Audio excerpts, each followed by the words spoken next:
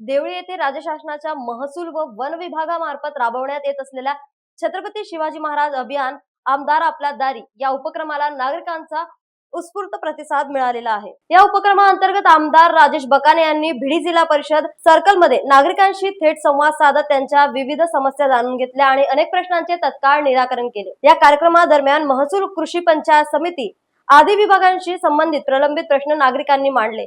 आमदार बकाने यांनी संबंधित अधिकाऱ्यांना तातडीने सूचना देत काही प्रकरणे जागेवरच निकाली काढली तर उर्वरित प्रकरणे निश्चित कालमर्यादेत सोडवण्याचे निर्देश दिले आहेत।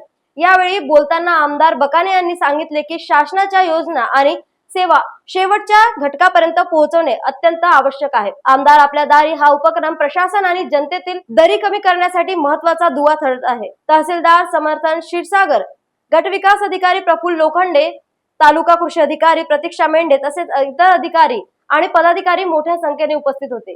ग्रामस्थांनीही मोठ्या प्रमाणात सहभाग नोंदवला।